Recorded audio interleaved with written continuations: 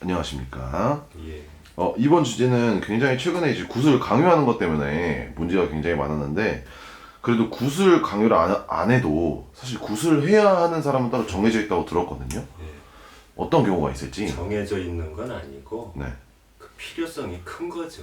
음, 그 전에 제가 뭐 작년 여름부터 찍은 영상에서 보면 네. 뭐 정치인들 공약 바꾸는 식으로 뭐 이렇게 들릴 수 있겠지만 네. 거의 뭐 구슬 강요해서는 안 된다, 구슬 그렇게 크게 할 필요 없다, 뭐 이런 네. 식으로 제가 주로 영상을 찍었었잖아요. 네. 근데 이제 그 오해 없이 들어주시기 바래요. 네. 우리 약국엔가 가면은 그런 얘기 그 전에 있었어요. 약 좋다고 오용 말고 남용 말자. 네.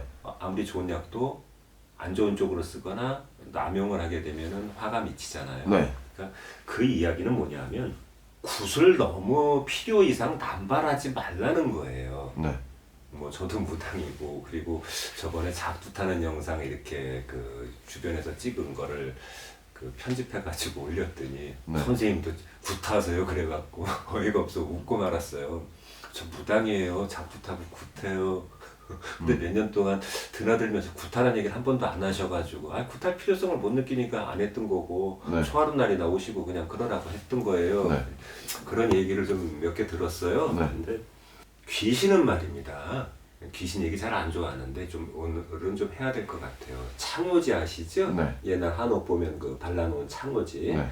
창호지 한 장을 못 뚫어요. 귀신의 힘으로는. 사람은 침 묻혀갖고 뚫을 수 있지만 네.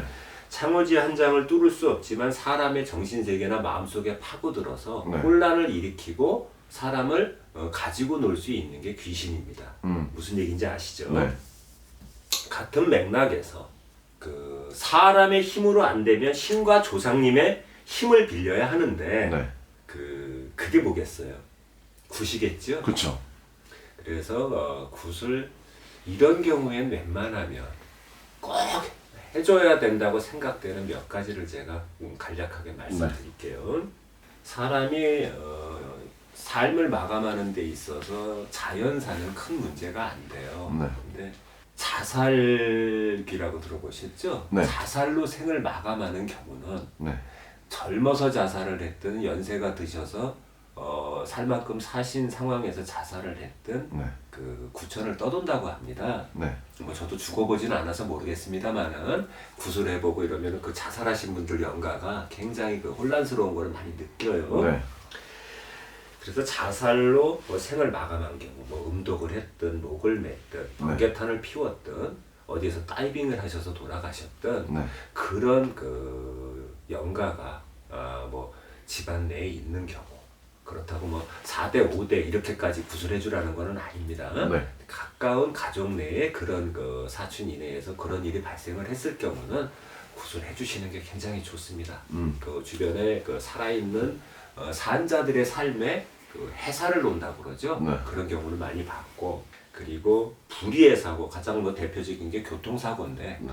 뭐 교통사고 예를 들면 삼풍백화점 붕괴 사고, 네. 성수대교 붕괴 사고로 그 전에 아시나 몰라요. PD님은 태어나시기 전이구나. 네. 그 94년도에 성수대교 붕괴 사고 때 그 모 여고 학생들이 등굣길에 많이 죽었어요. 네. 그 불의의 사고 플러스 어떤 그 청춘에 간 거잖아요. 네. 그런 경우는 피리굿을 해줘야 됩니다. 집안 식구, 자손이 그랬다든가 형제가 그랬다든가 하면 네. 그 영향으로 뭐 결혼도 나중에 그 후대에서 잘 못하고 이런 게 많이 발생을 해요. 뭐 구슬해서 돈을 먹고 싶어서 하는 얘기가 아니고 네. 저 같은 경우 주로 군 이야기가 나오는 경우를 지금 말씀드리고 있는 거예요. 네. 그리고 돌연사라고 들어보셨어요? 네.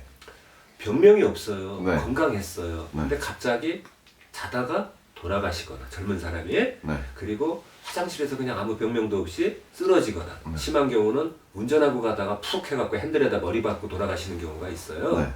그런 돌연사 이런 분들은 제가 상담 사례 하나 얘기할게요. 남편 되는 양반이 젊은 새댁인데 그렇게 돌아가셨어요. 네. 병도 없었는데 네.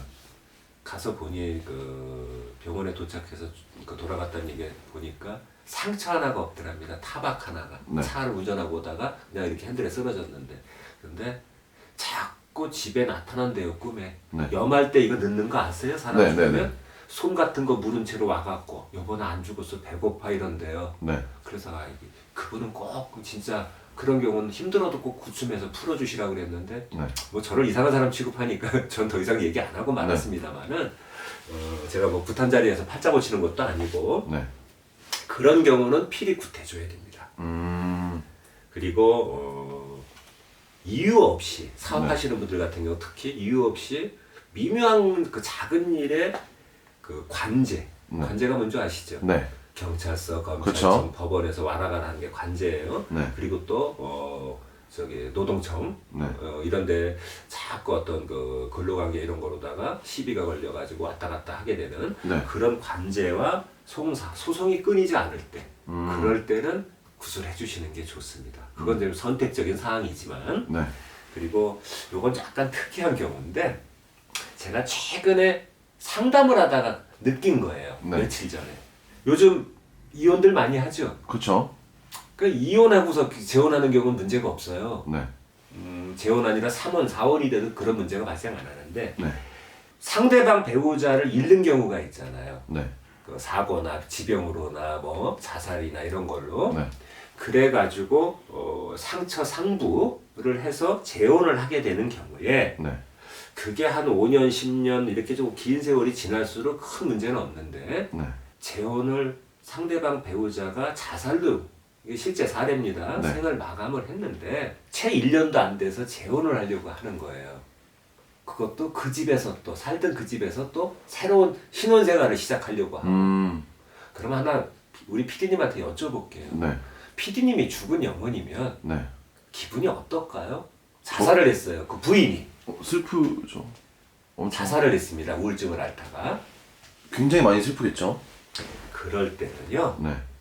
그 당사자가 아니고 상대방 배우자 되는 분이라도 네. 행복한 결혼 생활을 위해서는 초단기간 내에 재혼 아닙니까? 네. 그 상을 치르고 나서 네. 뭐 3년도 안 지났어요. 1년 정도. 네. 돈 아깝다고 생각하지 마시고 어디 가서 명품 하나 샀다 생각하시고 네. 구태주시고 신혼생활 시작하시는 게 음. 그게 최상책이에요. 무슨 얘기인지 이해되세요? 네. 그러니까 조금 어떻게든 이 영을 좀 풀어달라. 자, 내가 살던 집에 네. 새로운 여자가 들어와서 사는데 네.